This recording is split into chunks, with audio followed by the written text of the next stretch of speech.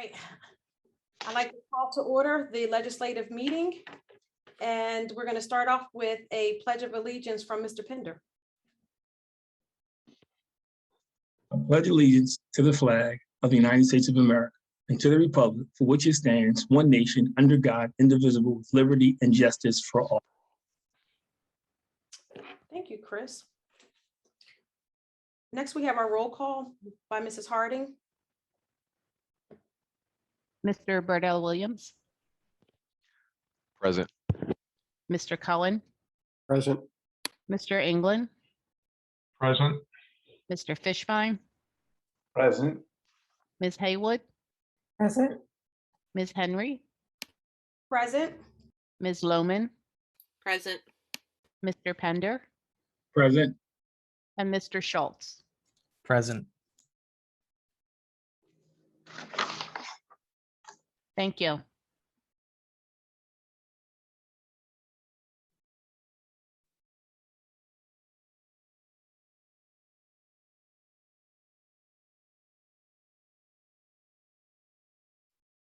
Miss Henry, you're on mute.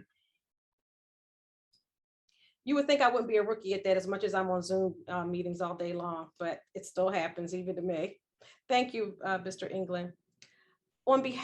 Next, we have the President's welcome and report. So thank you and welcome everyone to the October 12th legislative meeting. On behalf of the entire board, I want to acknowledge Lou Kim and Katie Brett from our business office for their commitment and the handling of financial affairs for the district during the past few months. We realize the heavy lift and can only imagine what it took to keep things going day to day and to keep things moving along. The board would like for Katie and Lou to know how much we appreciate the work you've done, the work you continue to do, and to extend our gratitude to you. I'd also like to open it up to some of the other board members who may want to express their thoughts about the work you've been doing to keep things moving along. Mr. England? Thank you, Miss Henry. I just would like to express my personal thanks. You all have worked very hard to keep our office running effectively during a time of great change. And we truly do want to thank you for that and recognize you for all that you have done for the Cheltenham School District. Thank you. Are there any other board comments? Okay. So again, thank you, Lou, for all your hard work. Also, what you will notice for the viewers and our community members and parents who are attending via Zoom, that we have changed the process for our legislative meeting slightly. Our goal is to streamline our reports for greater efficiency, encourage community of members to attend our committee reports, and to create a more efficient process. So in that, you'll see a shortened format. You will have access to all of the information via either the agenda or the presentations that will be posted online after each of the committee members. If you have any questions or comments, please feel free to reach out to us. Thank you. Next, we have our student representatives report.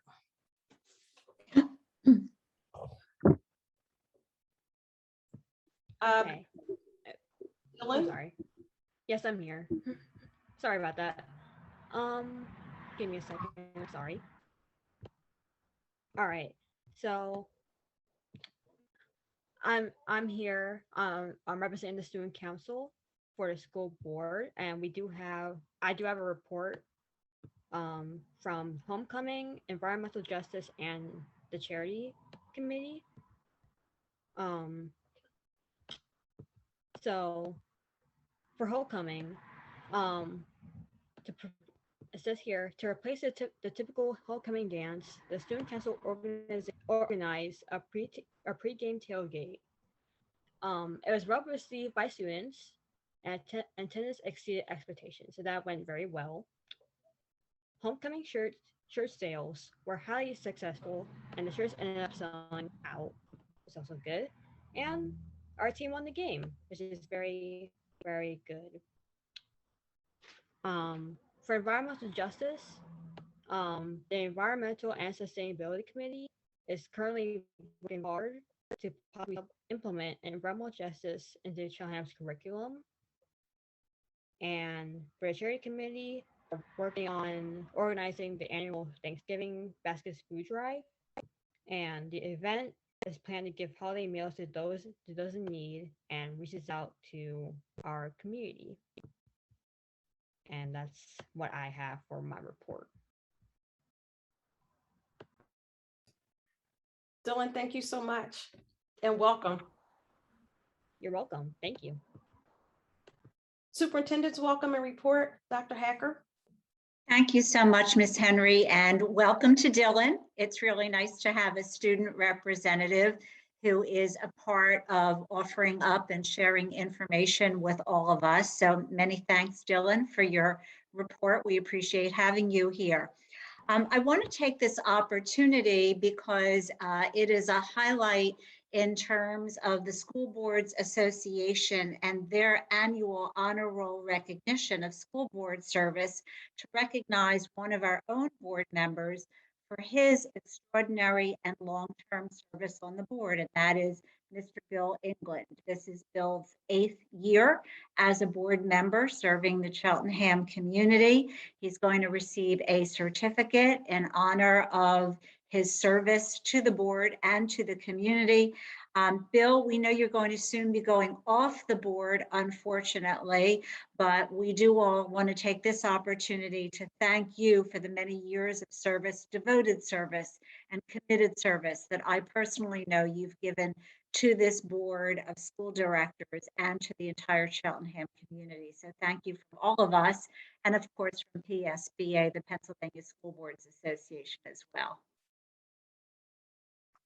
I'd also like to extend welcome, even though he's not quite on board yet, to our new facilities director who was selected last week, and that is Mr. Timothy Holman, who is currently serving and working in facilities in the Pennsbury School District in Bucks County. We had several rounds of interviews with nearly all of our administrators, both building and cabinet level, as well as several of our board members who were involved in the process.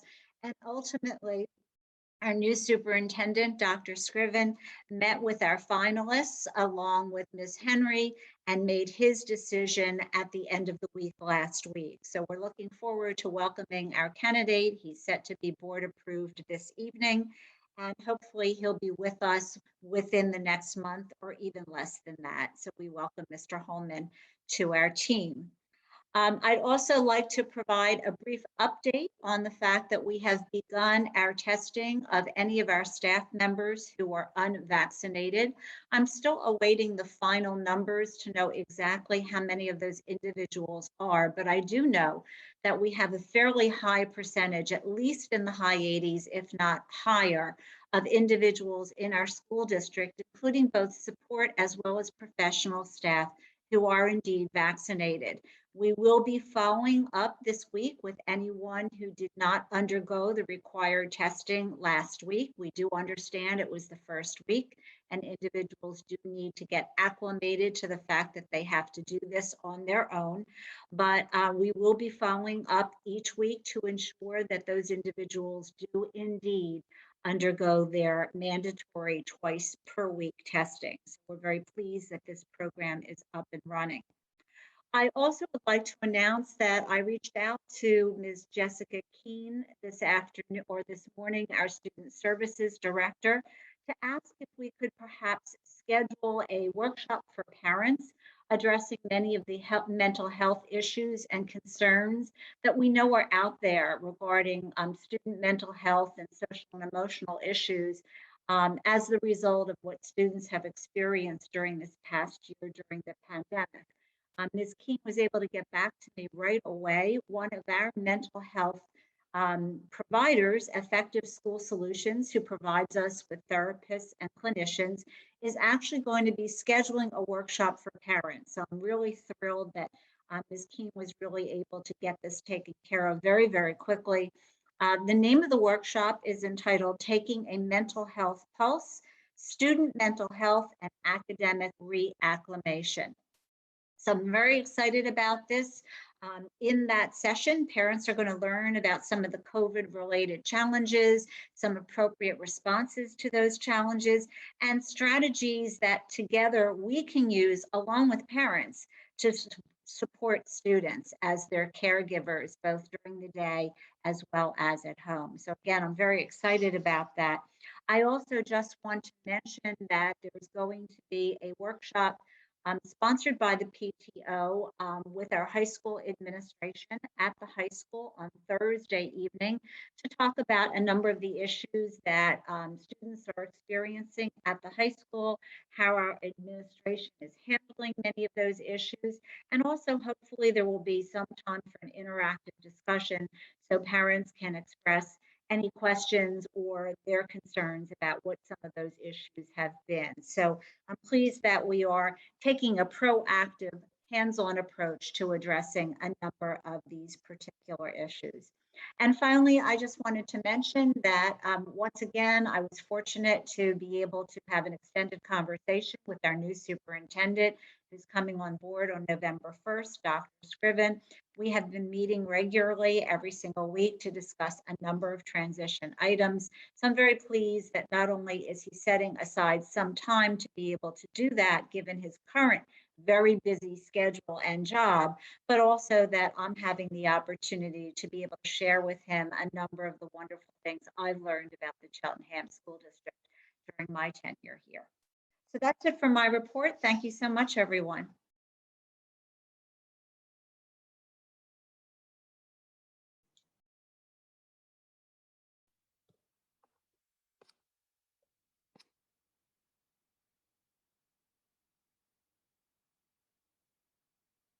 Pam? Pam, I believe you're on mute again. There you. I was actually unmuting myself, but it wasn't working. I'm like, okay, sorry about that. Next week, thank you, Dr. Hacker, for your report. That's what I said. And next we have Mr. Roos with the solicitor's report. Thank you. I have no sunshine announcements to report. I do want to note that there have been several recent court decisions upholding the Department of Health mask mandates. And that is, so they have all been uniformly upheld throughout the state. That's all I have. Thank you, Mr. Roos. Next, we have public comments on agenda items only. If you wish to ask a question or make a comment on the agenda topics, please put your name and where you reside in the community next to your Zoom name and raise your hand. You are then able to ask your question via audio, but not video. So I will give a few minutes to see if in the participant pod, there are any community members that wish to ask a question.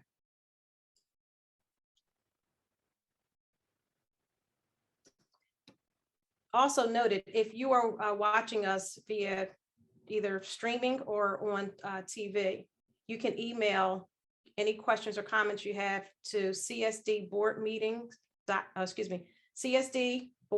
comments at cheltenham.org.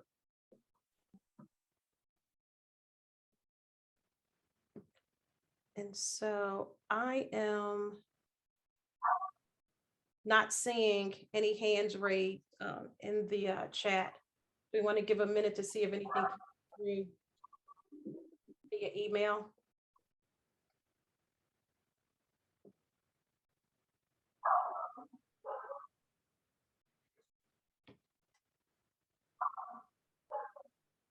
And Kevin, are you seeing, I'm not seeing anything. Are you seeing anything come through or email?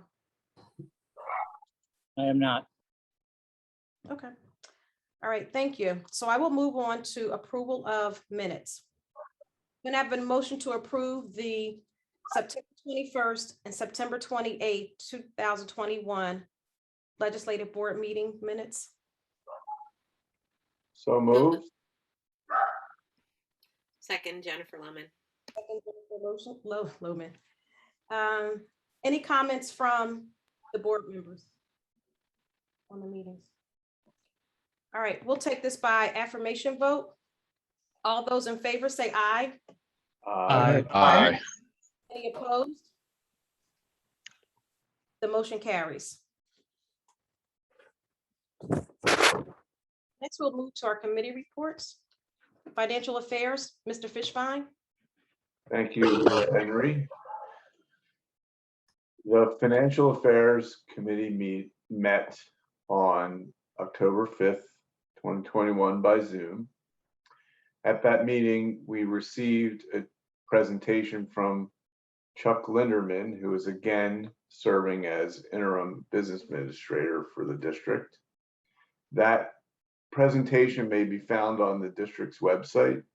And for those of you who are new to our website, if you haven't found our meeting presentations, you go to board docs, meetings, and then each meeting is listed by the date and the topic. And when you click onto the meeting, financial affairs meeting for that date, on the detailed agenda, you can find the presentation. So on that presentation, which you can find in the way I just described, we had a preliminary look at the 2020-2021 financial results that were unaudited. And I do want to highlight one aspect of that presentation is that we are looking at a $2 million surplus, or an addition to our what we call our fund balance. When all of the COVID related savings were realized and tax revenues came in near projections, we were able to generate that surplus.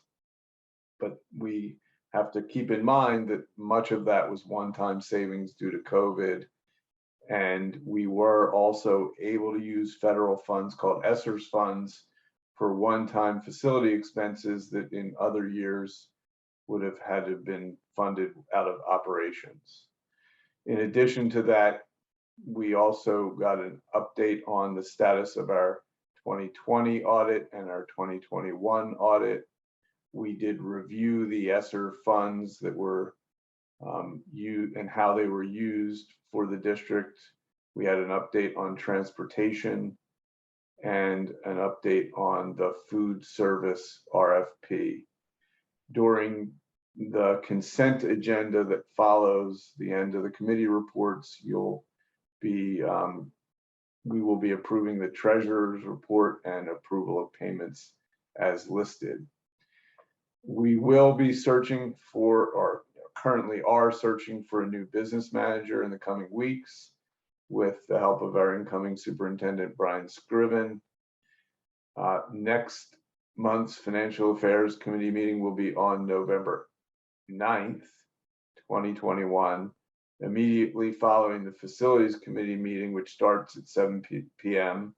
Both of those meetings will be conducted by Zoom. And that concludes my report. Thank you, Mr. Fishbein. Educational Affairs, Mr. Pender. Good evening again, everybody.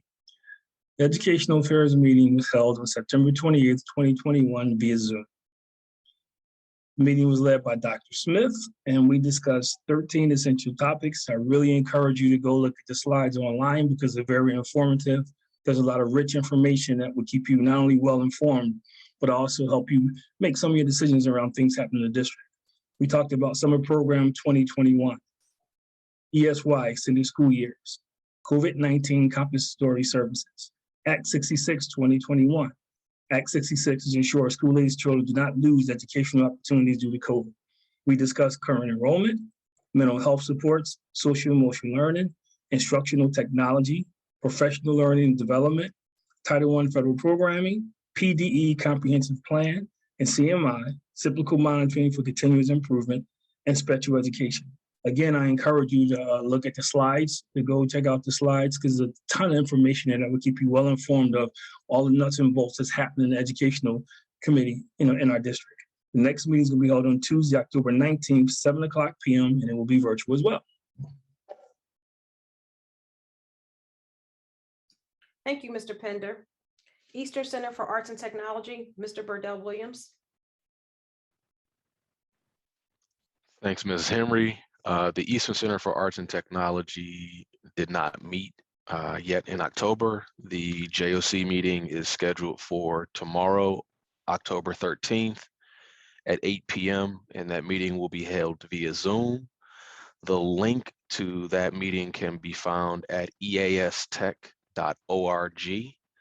And also any past Joint Operating Committee board briefs and meeting minutes are also available at eastech.org/JOC for the information of the community and anyone in attendance tonight. And that concludes my report. Thank you, Mr. Burdell Williams. Montgomery County Intermediate Unit, Mr. England. Thank you, Ms. Henry. I have a brief report. The MCIU board met on September 22nd. We had an announcement that day. The MCIU had been working to open up a partial hospital unit for children ages 5 through 12 here in Montgomery County. There has not been services for that age group, only grades 7 through 12. So in responding to a gap in mental health and behavioral health services, the Montgomery County Intermediate Unit opened up a partial hospitalization program in partnership with Explorations. This will serve eligible students in need from across Montgomery County. This will be, it is open and will be accepting new students. The program runs from 8:45 until 2:30 p.m. That was something that the executive director at the IU had been working long and hard with the county and truly fills a need that is in Montgomery County. Just a few highlights from the September MCIU board meeting. Dr. Landis, the assistant executive director, provided an update to the board. MCIU has purchased a property at 375 Morris Road in West Point, Pennsylvania. This structure is partially rented. The purpose for the building is because of the need for more Head Start classrooms. There will be some work done on the building.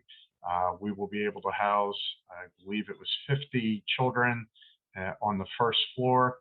And as I say, we have a tenant in the building that will help us to pay for the expenses of the building. We were able to purchase this out of funds, and there's just a great deal of excitement at the way Head Start has expanded in Montgomery County since MCIU was awarded the program 6 years ago.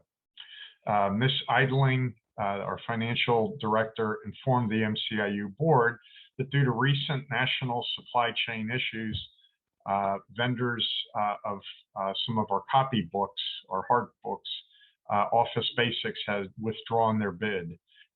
This has caused a little bit of turmoil as we're having a difficult time getting some printed materials. The MCIU board had first reading of 3 policies. One was policy 006.1, attendance at meetings via electronic communications. This was a revision. 006, meetings, and policy number 815.2, telepresence. So these are evolving policies of the IU that reflect the period that we're in, the virtual meetings. Head Start Policy Council had met. Highlights of the meeting were that, pardon me, they approved the health and nutrition programs, human resource hirings, and the budget for the next 2-year grant for Head Start through the IU. The IU has not only been refunded each of the last 2 funding cycles, but last year, because there was additional funding available, Head Start in Montgomery County received an additional $200,000 to pay for more slots. Human Resources, there were 22 new employees, 7 resignations, 20 professional staff assigned as mentors and trying to provide additional supports to students and school districts served by the IU. The IU approved continuations and renewals of contracted technology service agreements to support school districts for 2021, 2022. In Cheltenham, MCIU provides our backup internet source. All the districts have access to a backup in case something would happen to our main source of broadband. Upcoming meetings, today was actually the October Head Start Policy Council meeting. The next meeting of the IU will be November 17th. Because of the Thanksgiving holiday, the IU suspended holding board meetings several years ago because we had a hard time getting quorum during a season when many school board directors were running for re-election. The next meeting, as I said, will be November 17th. This concludes my report. Thank you. Thank you, Mr. England. Facilities, Mr. England, you're up again. Thank you. Facilities. So following our new format, our Facilities Committee meeting met on October 5th, and it was held virtually via Zoom. The meeting, I do not believe that we have any items that are included in the consent agenda. I believe that there were some purchases that were discussed that were made by administration. The topics were the presentation about facilities from October 5th can be found on the district school site website. You can either go to cheltenham.org, departments, presentations, October 5th facilities, or you can find it on board docs. Topics that were included that evening briefly were we have a monthly update on buildings. We have one highlight was that the football field scoreboard had been installed, and we're having a good season, so it's nice to be able to see that score up in lights. We had some repair work done at the high school on a leak in the library. There was reports on Cedar Brook, Elkins Park, and Wyncote Elementary. As I say, there is no actions that came out of those topics that were discussed, and this presentation is found on our website. The next meeting for the facilities will be on Tuesday, November 9th at 7 p.m. That concludes my report. Thank you, Mr. England. Liaison Group, Mr. Cohen. Thank you. The liaison group has not met since last meeting, and we're in the process of scheduling the next meeting. That completes my report. Thank you. Thank you, Mr. Cohen. Policy, Ms. Haywood. Yes, thank you, Ms. Henry. The policy committee meeting was held on September 29th, 2021 at 8 a.m. in the morning via Zoom. After roll call and approval of the minutes from the August 25th meeting, we discussed the items listed on the consent agenda under policies. That included 3 policies that are going to be presented this evening for adoption. And there are several other policies that are listed for proposal for repeal, because the content of those policies is incorporated into other board policies. This evening, the 2 policies presented for adoption include policy in AR 218, student discipline, which has been the subject of the last 2 policy committee meetings. And I just wanted to emphasize that this policy has been significantly updated to really emphasize the restorative practices approach to discipline in the school district. We will post the AR that includes the consequences charts for both the primary and secondary levels, to the extent that there's any additional modifications or recommended changes that we receive from the community and or students. The second policy up for adoption this evening is policy in AR 826, social media. And that policy was updated to reflect current practices with respect to processing or the process for posting different items on social media. Policy in AR 921, public relations, although currently listed on the consent agenda for approval this evening, will return to the policy committee for a repeat first read based on some additional comments that the policy committee received after the policy committee meeting. And just lastly, some other topics discussed during the new business of the meeting included two new policies, policy 810.3, school vehicle drivers, and policy in AR 238 regarding threat assessment.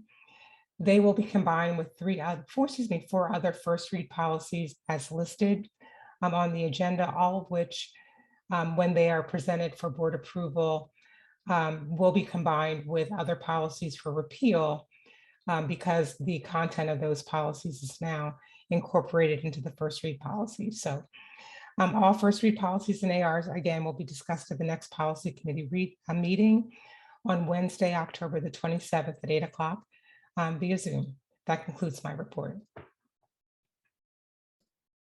Thank you, Ms. Haywood. You're welcome. Next, we'll move to the approval of consent agenda items. Approval of treasurer's report, attachments as listed. Pam, excuse me, I'm sorry, but don't we have two more committee reports, communications and legislative? Thank you for that. I turned over the page after I saw Ms. Haywood, and it was the last page where she does legislative. Thank you for that. No problem. Okay, so I'm sorry, communications, Ms. Lohman. Thank you, Ms. Henry. Pull this up here. The Communications Committee convened over Zoom on Thursday, September 23rd, 2021 at 7 p.m. for its monthly meeting. The committee received a presentation from Kevin Kaufman, the District's Director of Communications. The agenda included updates on the recently vacated digital content specialist position, work being done on the Alumni Association engagement platform, and the 2021-22 communications plan. With regard to the digital content specialist position, that job description has been updated to include additional writing and news gathering responsibilities. A subcommittee of the Alumni Association is collaborating with Mr. Kaufman in the vetting and consideration of an all-in-one engagement platform for its constituents. And Mr. Kaufman did show the committee what that platform looks like. The communications plan included 4 big goals: increasing news stories, highlighting district events and activities, reinforcing the CSD brand through increased student interest stories, increasing engagement with post-elementary new and disengaged families, and working with the Alumni Association to solidify data and begin to build a database. Some of the special areas for consideration this academic year include introducing the new superintendent, highlighting the incoming board members, BEC contract negotiations, the district's equity work, and student activities and achievement now that we are back in the buildings full time. The next Communications Committee meeting will be held on Thursday, October 28th at 7 p.m. via Zoom. This ends my report. Thank you, Ms. Lohman.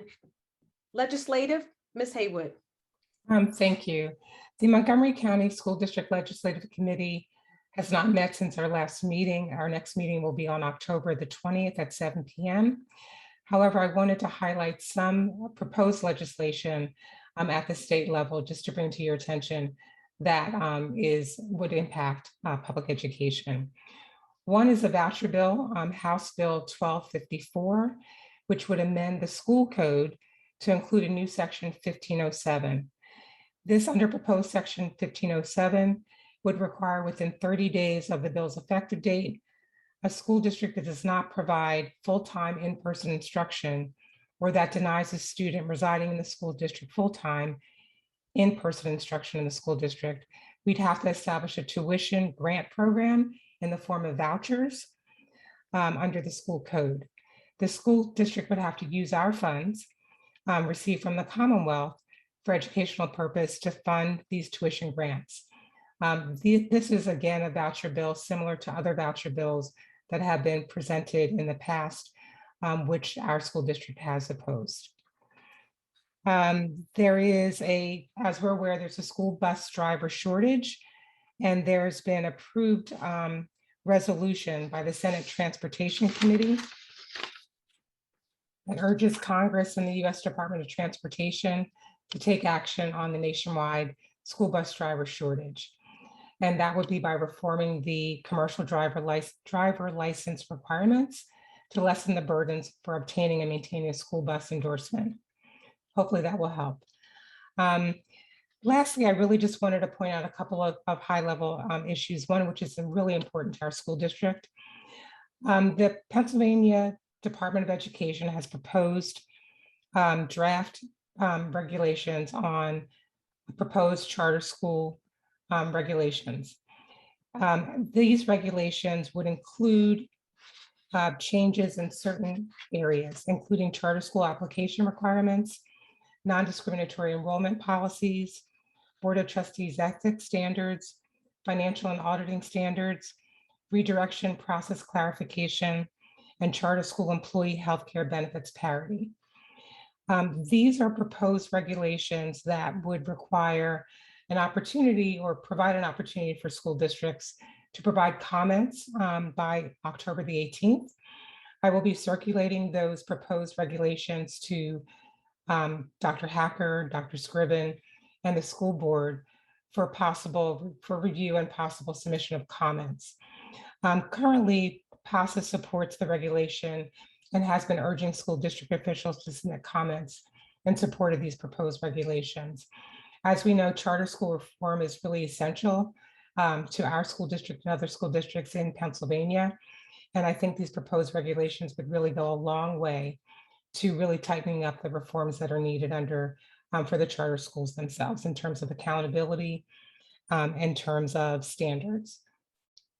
And lastly, just wanted to point out that this week, there are a few board members who will be participating in the Psba Advocacy Day, and we'll have an opportunity to meet with our elected officials, Representative Napoleon Nelson and State Senator Art Haywood, to discuss with them really the impacts of COVID-19 as it relates to the reopening of schools this year, mandate relief, and as well charter school reform.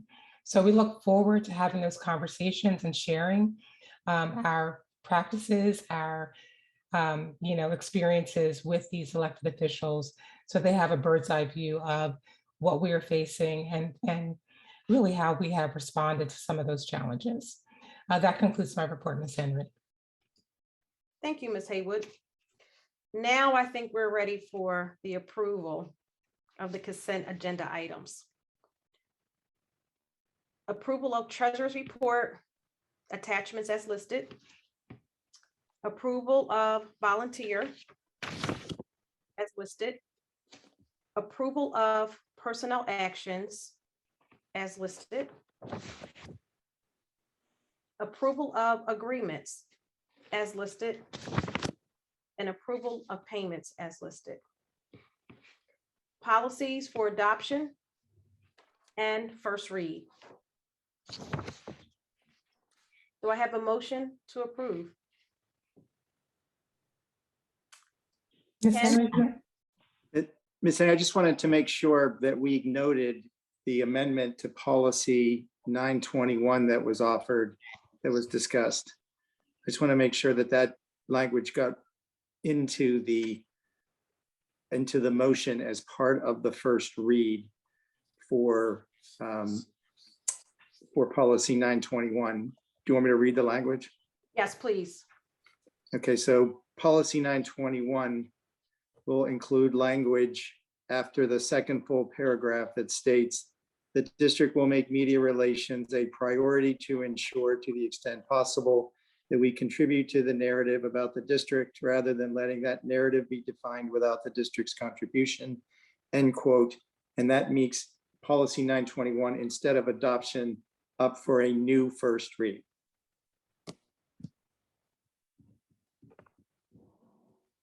Okay, as noted. Thank you, Mr. Roos.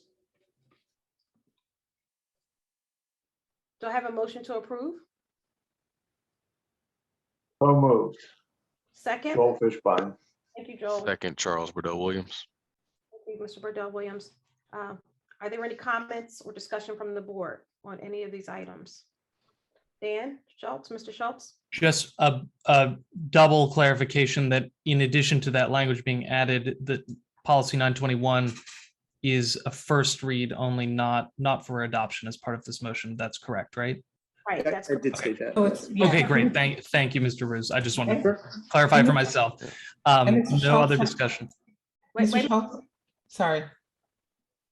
okay, wait a minute. So Dan, were you finished? Yes, that was all. Thank you. Okay, Julie, your hand was up. It'll go back, Mr. Schultz, as a repeat first read to the policy committee with that change. Thank you, Ms. Haywood. That is my understanding. Yes. Thank you. Thank you, Mr. Roos, for reading that specific language that will be added. Thank you. So any other board comment? Seeing none, we will take this as an affirmation vote. All in favor? Aye. Any opposed? And so the motion carries. There are personnel items not subject to vote as listed in the agenda.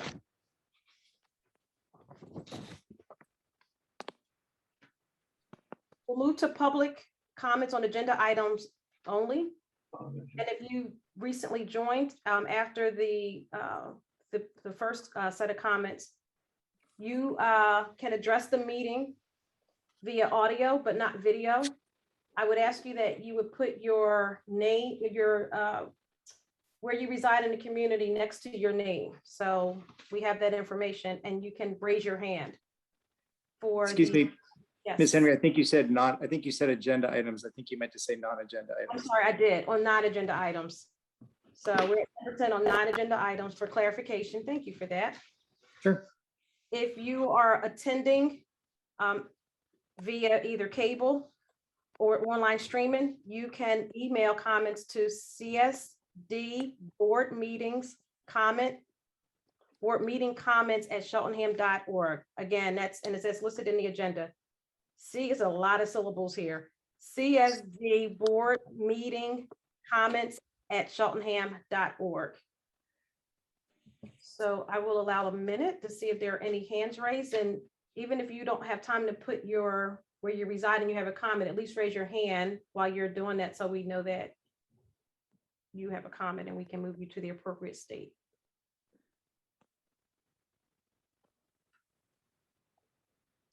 I'm not seeing any hands being raised.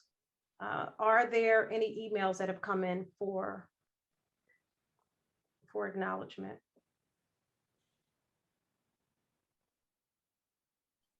All right, seeing none, I will move to response to prior public questions.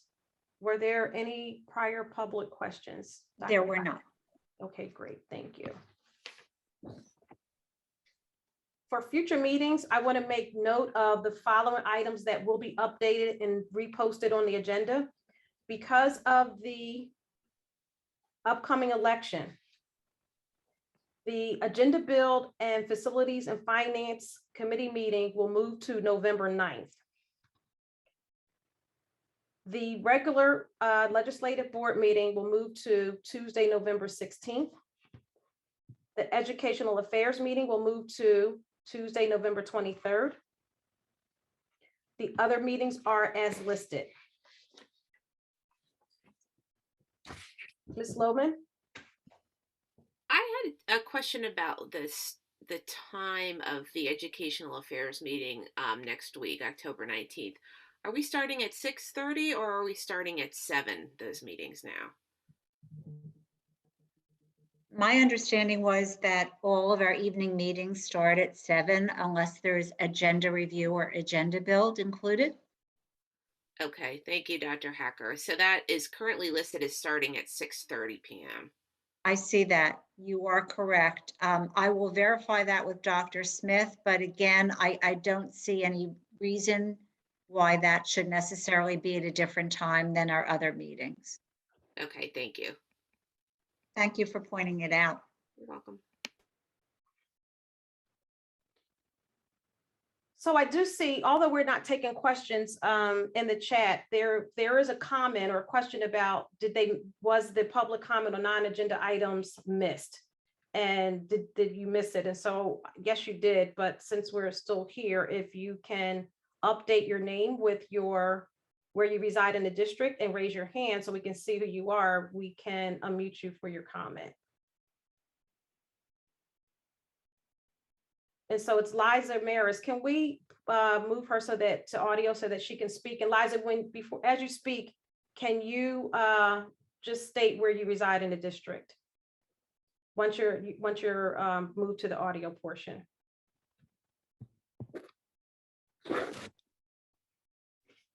Hi, can you hear me? Yes, we can hear you. Great, thank you so much. Sorry, I was confused about the structure. So my name is Liza Maris. I'm a Wyncote resident. I use she, her pronouns, and I'm a member of Police Free CSD in the Cheltenham branch of the NAACP. I want to say it, like Cheltenham has made really amazing strides in the past year, revising the Memorandum of Understanding with the police department to reduce the number of offenses a child can be arrested for, changing the disciplinary chart to remove referral to law enforcement and restorative practices. The board has shown great dedication to moving away from punitive measures and towards restorative practices and support for mental health. And it's been really just amazing and heartwarming. And it's like Cheltenham is this beacon of just how to move forward into a new way to approach discipline. And I know that this is a particularly difficult year for so many reasons, and so many people. I'm a teacher myself. So like recent climate changes at the school have certainly heightened emotions. But I also want to keep our focus on the needs of our students, that our students are experiencing a unique and are certainly experiencing mental health.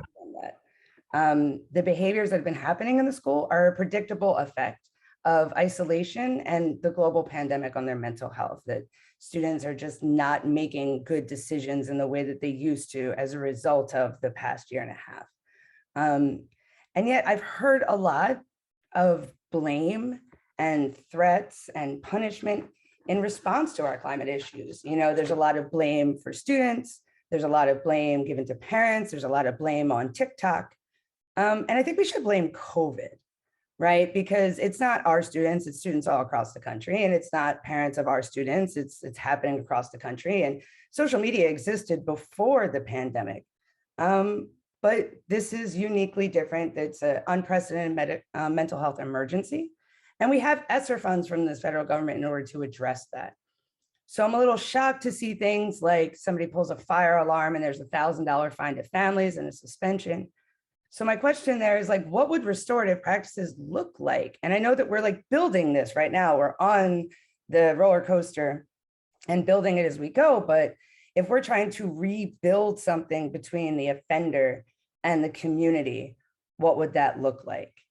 You know, and I'm just not confident that it looks like fining family members that weren't involved in the incident $1,000, or what if that $1,000 means that family can't eat? I don't think that's what we want, right? Or the suspension when the student is removed from the community because they're, bad and it's a punishment. How are we making them feel like our school is a place that they want to cherish and respect like it's home? And I think that students aren't going to treat the school like it's home unless we treat them like they're home, and I feel like even if we had a child who destroyed something, even if it was expensive and even if it was intentional, we wouldn't fine our own children. So I'm just hoping that we can sort of reignite this passion for restorative practice and start to build this as we go, and look at it as an opportunity to really dive into how can we do this in a way that's not blaming or punitive or reactionary, because our kids are really going through a lot, and it's really not their fault that, you know, COVID happened. And I just want to urge us to keep holding fast to what we decided was really important a year ago. Thank you so much.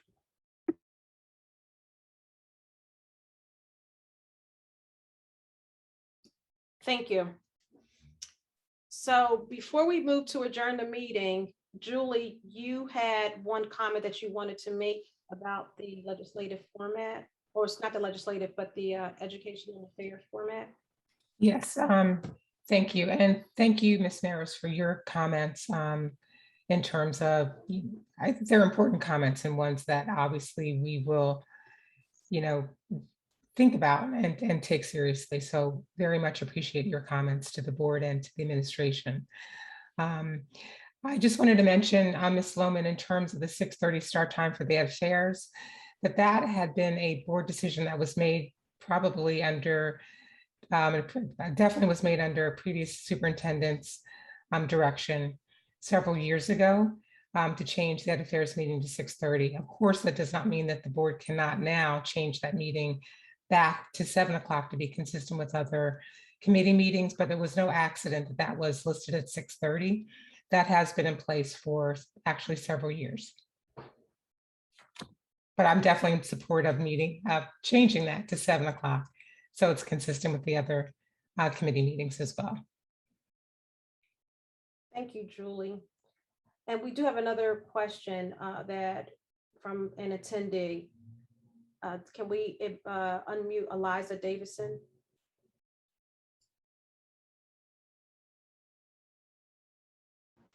Hi, this is Elisa Davidson. Can you hear me?